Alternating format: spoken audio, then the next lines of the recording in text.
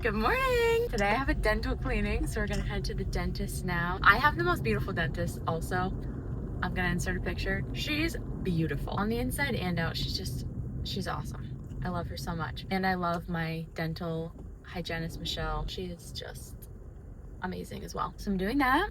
And then I'm going to work. I already had a somewhat productive morning. I sold something on Marketplace. I don't know if you've sold things on Marketplace, but it is quite the experience. Sometimes you'll have like multiple people wanting the same item and you're just like, oh my God, what do I do?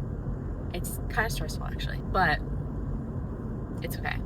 We're making that money, girl. As I've discussed, I am in my financial stability journey right now. I'm doing kind of like a hybrid version of Dave Ramsey's Total Money Makeover. Right now I'm on step 1, which is save $1,000 liquid cash, which sounds like it would be easy. Even though I make good money, I have a lot of expenses, like a lot of self-care expenses throughout the month. And then my mortgage, I pay my mortgage every 2 weeks instead of every month. So 2 of my paychecks are always going to my mortgage, basically. Self-care is important to me. My hair is expensive. I get my hair done every 5 weeks. I do get my nails done. I do get my toes done. I don't really do anything else, but my skincare, dude, I run out of my skincare so fast. That's a big one too, supplements. I spend a lot of money on supplements. So I am trying really hard to get my financial life in order. This is the first time in my life I feel like I've ever been financially literate. I've made a lot of mistakes financially. I used to be a trust fund baby.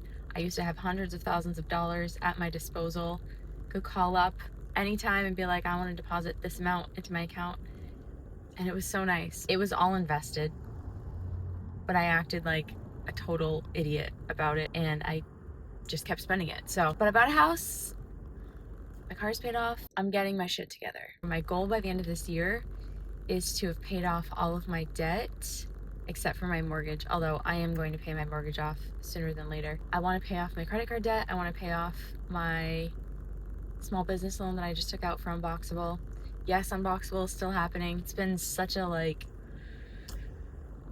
long process. We're getting there, but I still don't really know what I'm doing. I'm just following my intuition blindly. I feel like that's all I ever do. I don't ever really have a plan per se, other than this feels right, I'm gonna do that. This feels wrong, I'm gonna stop doing that.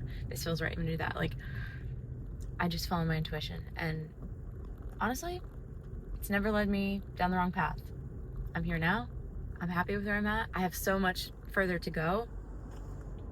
I haven't even scratched the surface, I feel like, with everything I want to do in my life, but I feel like I'm becoming more sensitive to certain things. The Perez Hilton thing, that made me feel some type of way. Mental health stuff, really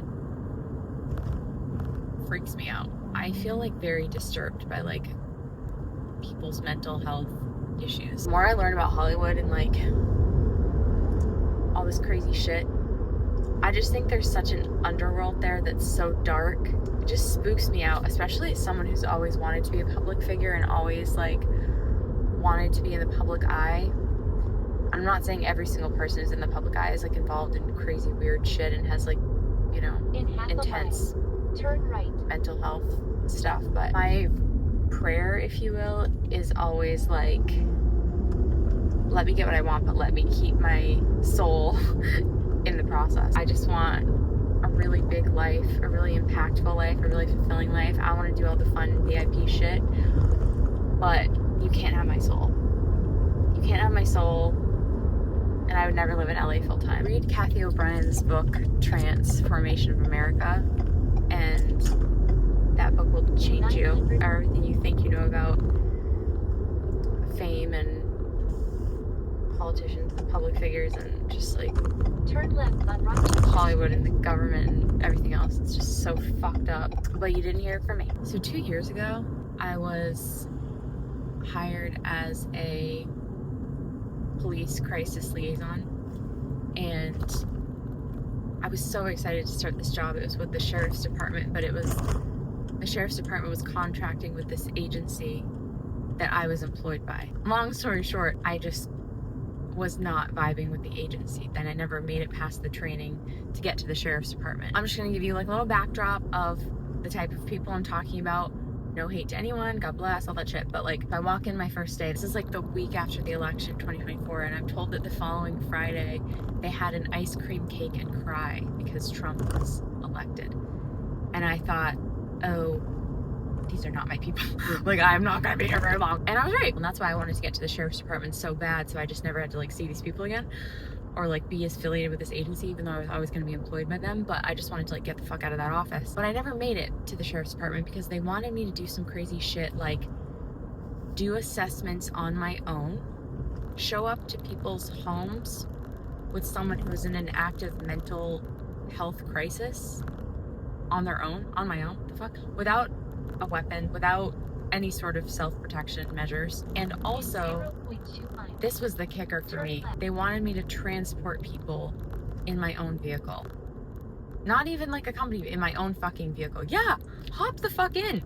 Person who's having a mental health crisis, get in the car. Like, absolutely the fuck not. So, I wasn't happy. They knew it. They were unhappy with me. I was unhappy with them. So I ended up leaving. But anyways, the point is, like, I would not have been good, like, in that job. Anyways, I'm really good at talking to people. I'm good at making people feel seen and heard and, you know, making people feel good. But I'm not good with people who are in an active mental health crisis. And I don't think I would have been good at that job. Like, no way. And I used to work in corrections many years ago, but it was nothing like that active state of like mental health, you know? There's so much more to say, but I'm almost at my dentist appointment. I will catch you later. Oh yeah, nice clean teeth. I lost the cap to this, so it's kind of gross. Ew, actually looks disgusting. There's like hairs on it and stuff. But anyways, I just keep it in my car. Teeth are so important to me. I need perfect teeth, so I get them cleaned 4 times a year. Anyways, that's done. I'm gonna go to work now. Go pick up some packages, deliver to some patients. I feel like this is my new thing when I'm getting ready or in the car. It's just listening to jazz. Just like calms me down. Makes me feel like everything's gonna be okay. I feel so peaceful right now. I'm really starting to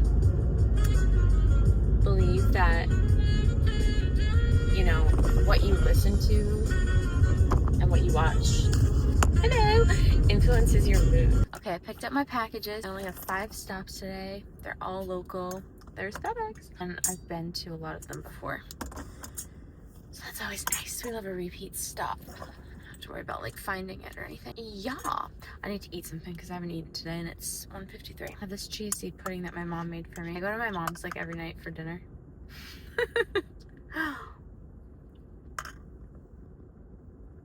I'm an overgrown baby. I'm so lazy when it comes to making food because I'm so not lazy when it comes to other things. It's like the laziness has to escape in some area. Well, like, I love to eat. I love good food. I love healthy food.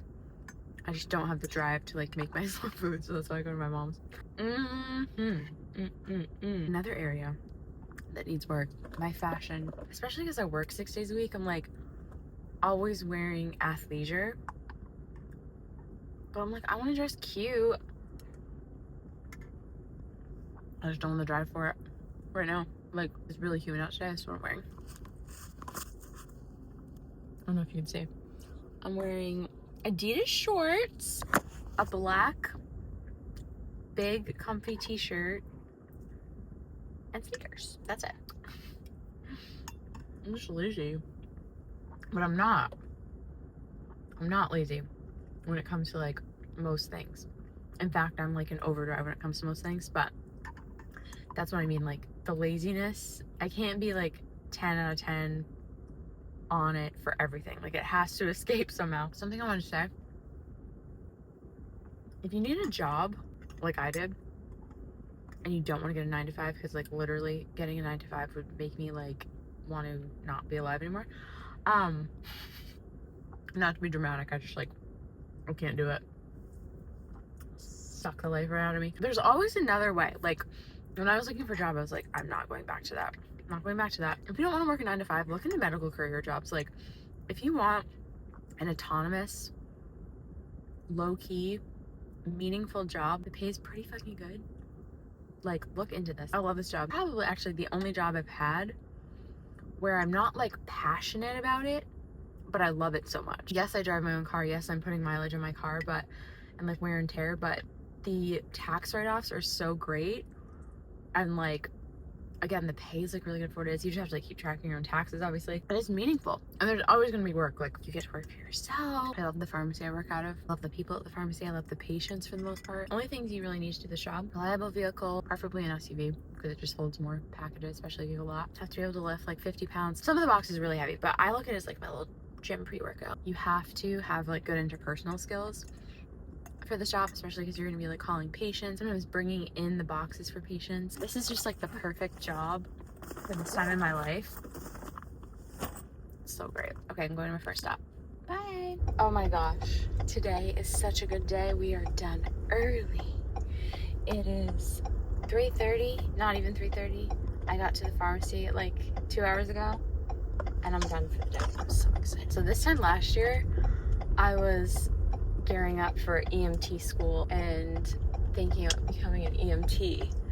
And obviously I didn't end up taking that path. I mean, I did go to school. I did get my license. But as I was going through the program, everyone was talking about like where they wanted to work and what their path was going to be. I was like, it's not for me. One of the main reasons why I wanted to become an EMT was because I'd kind of had like a failed law enforcement career path, and I thought, you know, it was something adjacent. I thought that I was going to become a probation officer for several years, and that didn't end up working out.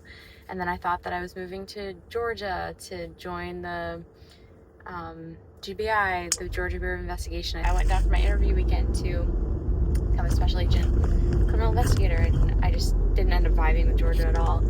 And or Atlanta. I tried to move to Nashville. As I mentioned, like the crisis police liaison job didn't end up working out. Yeah, I just had all these like law enforcement dreams, and probation officer was one. It took me a really long time to get over that one. The first time I applied like 3 years ago, when they turned me down, it's just like the weirdest thing. Like there was no reason for it. When I have the experience, I have the degree. It's almost like divine intervention. Then I interviewed for that same position last year, didn't get it. But by that time, you know, if you Google me, all my social media comes up, and they don't know what I'm doing. They probably think I'm doing fucking Pornhub. But basically, long story long, because I'm not good at telling long story short, I thought since law enforcement wasn't working out for me, that maybe I would become an EMT and like still kind of get to be involved in that like adrenaline first responder world, but on just like a different level. And realized like going through the program, like I really didn't want to do that. But my dad was really sick growing up and had a heart condition. And there were a lot of times growing up, I'm an only child, my parents were divorced. There were a lot of situations where like I had to get help from my dad, whether that be like calling 911 or calling someone else to call 911. A lot of times where my dad needed like medical help that were really scary when I was like the only one around. I thought, well, it would be really cool if I could learn these skills to be able to help people. I'm also a competitive pistol shooter. I've heard it said in the community before, like, well, if you know how to put holes in people, you've got to learn how to patch them up. So it's nice to be able to help people, even though I have a lot of anxiety around like medical stuff because of my dad. But I love knowing that I can help someone like in the wild if they're having a medical emergency now. And that like when I'm on the range or at a shooting competition, that I can help someone, you know, with like a trauma. I just like to have skills. I'm like a skill Turn right on Westbrook person. Street. I don't really feel the need to be the best at any one thing. I just want to have a bunch of different things that I'm pretty good at. Anyways, fast forward to all of that, what I'm saying. I definitely think I made the right choice not going into EMS. It wasn't the right path for me. Same with law enforcement. I thought about being a cop for so many years. Like, it was always a thing that I came back to, but it just never felt really like the right thing to do. But anyways, I'm almost home. I'm gonna go snuggle my babies. I'm gonna go for a walk later, do another Facebook Marketplace drop off. So thanks for hanging out. I'll catch you next week. Bye.